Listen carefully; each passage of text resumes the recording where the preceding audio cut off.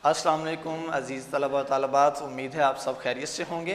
9th class का lecture है और आज यूनिट नंबर 7 सुल्तान अहमद मस्जिद।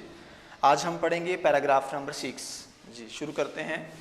द इंटीरियर ऑफ द मस्जिद at the lower level is lined with more than 20,000 hand made ceramic tiles in more than 50 different tulip designs. इससे पहले मस्जिद के सहन का तज़किरा था और एक मस्जिद का ओवरऑल व्यू आपके सामने रखा गया। अब वो मस्जिद के इंटीरियर की बात करने लगा है कि मस्जिद का अंदरूनी हिस्सा कैसा है। द इंटीरियर ऑफ द मस्जिद एट द लोअर लेवल, मस्जिद के अंदरूनी हिस्से में लोअर लेवल जो फर्श है, जो नीचे वाला हिस्सा है, is lined with more than 20,000 hand made ceramic tiles. उस पर लाइंड तरतीब से हाथ की बनी हुई 20,000 टाइलें लगी हुई हैं। More than 50 different tulip designs, जिन पर 50 मुख्तलिफ किस्म के ट्यूलिप डिज़ाइन बने हुए हैं। ट्यूलिप कहते हैं गुले लाला को, यानी गुले लाला एक फूल है, तो उस फूल का जो डिज़ाइन है वो उन टाइलों के ऊपर नक्श किया गया है। तो तर्जमा दोबारा देखिए ज़रा बामुहावरा। मस्जिद के अंदर जो सहन है उस पर हाथ की बनी हुई 20,000 टाइलें तरतीब से लगी हुई हैं, जिन पर 50 किस्म के गुले लाला के डिज़ाइन बने हुए हैं। एट द गैलरी लेवल, और मस्जिद की जो गैलरी की सतह है, द डिज़ाइन बिकम्स फ्लेम्बॉयंट। फ्लेम्बॉयंट कहते हैं चमकदार, भड़कीला, जिसकी जो कशिश रखता हो, जो अपनी तरफ अट्रैक्ट करता हो। जी, तो मस्जिद की जो गैलरी है उसके जो फ्लेम्बॉयंट, उस पर बहुत ही पुरकशिश डिज़ाइन बने हुए हैं with representation of flowers, fruits and cypresses, और जिनमें फूल, फल और साइप्रेसिस, सनोबर की अशकाल शामिल हैं। यानी गैलरी की जो सतह है, जो दीवारें हैं, जो गैलरी का पोर्शन है, उसके ऊपर जो डिज़ाइन बने हुए हैं वो फूलों के, फलों के और सनोबर की, दरख्त की शक्लों के कुछ दरख्त हैं जो उनकी गैलरी की सतह पर बनाए गए हैं। जी, paragraph number 7। The upper level, सहन की बात भी हो गई, गैलरी लेवल की बात हो गई, अब मस्जिद की छत की बात करने लगे हैं। The upper level of the interior is adorned with blue paint. मस्जिद का जो ऊपर वाला हिस्सा है, यानी इसके इंटीरियर का जो ऊपर लेवल है, ये बात याद रखनी है आपने। मस्जिद के अंदर जो ऊपरी हिस्सा है of the interior is adorned, adorn कहते हैं कवर करने को, यानी किसी चीज़ को ढांप देना। Is adorned with blue paint, उसे नीले रंग से ढांपा गया है, यानी उस पर नीला रंग किया गया है। More than 200 stained glass windows with intricate design allow natural light to brighten up its interior and the chandeliers further illuminate it with their glow. मस्जिद के ऊपर वाले हिस्से में 200 से ज़्यादा दूधिया शीशे की खिड़कियाँ लगी हुई हैं। अलाउ नेचुरल लाइट, जिनके ज़रिए से कुदरती रोशनी अंदर आती है। चूँकि पुराने ज़माने की तामीर है ये मस्जिद, तो उस ज़माने में बिजली तो थी नहीं, तो मस्जिद को रोशन करने के लिए फिर उसके अंदर खिड़कियाँ और रोशनदान बहुत ज़्यादा रखे जाते थे। तो मस्जिद के जो गुंबद है उसमें 200 से ज़्यादा दूधिया शीशे की खिड़कियाँ लगी हुई हैं, जिन पर मुख्तलिफ़ किस्म के डिज़ाइन बने हुए हैं।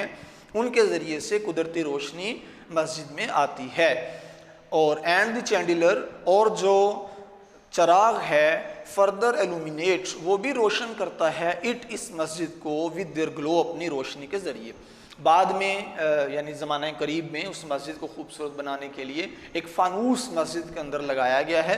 तो अब फ़ानूस जब रोशन होता है तो उसकी रोशनी से भी मस्जिद रोशन होती है, और खिड़कियों से आने वाली जो रोशनी है वो दिन में मस्जिद को रोशन रखती है।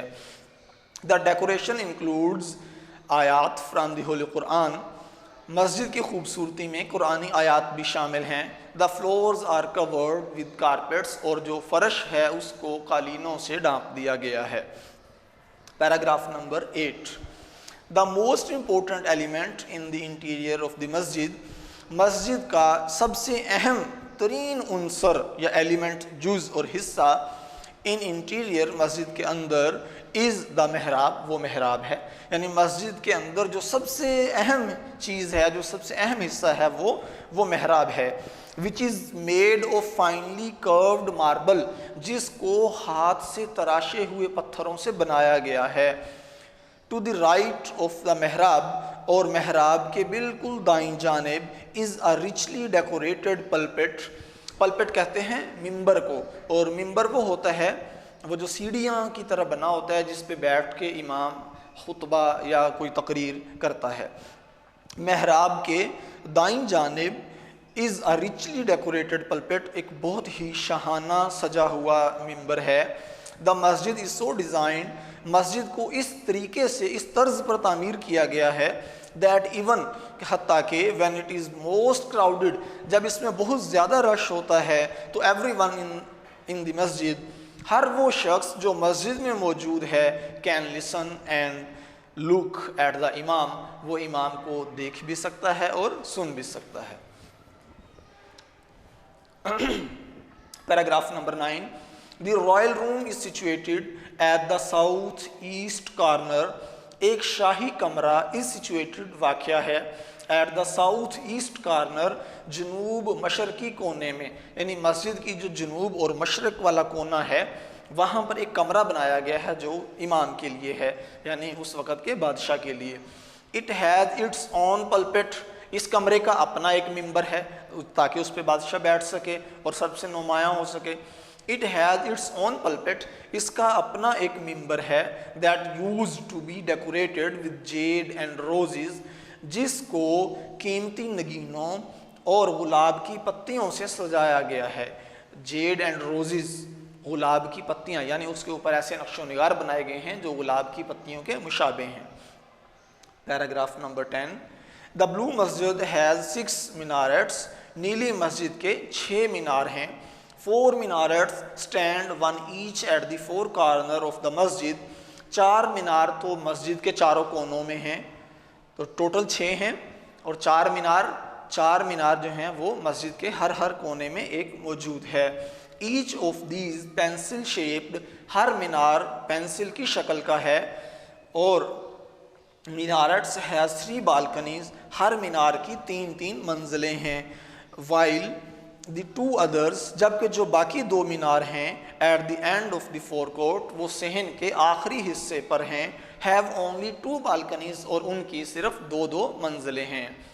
Paragraph number 11, in the evening a large number of tourist and Turks gather in the park facing the मस्जिद to listen the call to the evening नमाज, शाम के वक़्त सयाहों की एक बहुत बड़ी तादाद, एंड टर्क्स और तुर्क बशिंदे, गैदर जमा होते हैं, इन द पार्क, उस पार्क के सामने, फेसिंग द मस्जिद, जो मस्जिद के बिल्कुल सामने है। मस्जिद के सामने एक पार्क बनाया गया है, और उस पार्क में बहुत से सयाह जो दीगर ममालिक से आए हुए होते हैं और तुर्क बशिंदे जो वहाँ पर मौजूद होते हैं, वो उस पार्क में जमा होते हैं। उनके जमा होने का मकसद क्या होता है? ताकि कॉल टू इवनिंग नमाज, ताकि वो शाम की नमाज के लिए जो अजान दी जाती है उसको वो सुन सकें।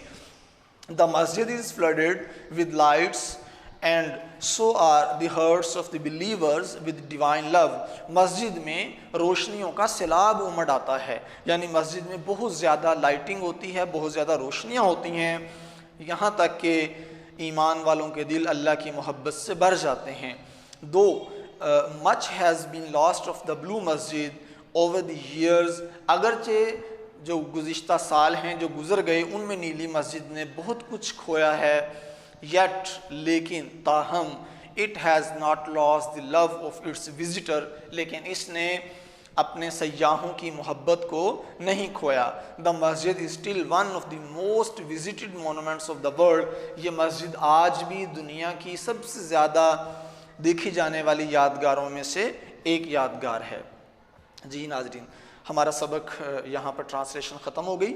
अब हम चलते हैं अपने लेटर्स की जानिब। गुज़िश्ता लेक्चर में, जैसा कि लेक्चर नंबर 2 में आप लोगों को लेटर नंबर 1 और 2 बताए गए, आज हम देखेंगे लेटर नंबर 3।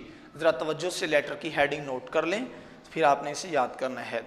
लेटर नंबर 3 है, write a letter to your sister congratulating her on her success in the examination. दोबारा सुन लें, write a letter to your sister congratulating her on her success in the examination. आपने अपनी बहन को इम्तिहान में कामयाब होने पर मुबारकबाद देनी है। इसी तरह लेटर नंबर 4 हेडिंग जरा नोट कर लें, write a letter to your mother about the test you have just taken. Write a letter to your mother about the test you have just taken. आपने अभी अभी अपने स्कूल में जो recently test दिया है अपनी वालिदा को उस टेस्ट के बारे में आगाह करें कि वो टेस्ट कैसा रहा, उसकी रिपोर्ट क्या है। जी नाज़रीन, अभी इजाज़त दीजिए, मिलते हैं अगले लेक्चर में इंशाअल्लाह।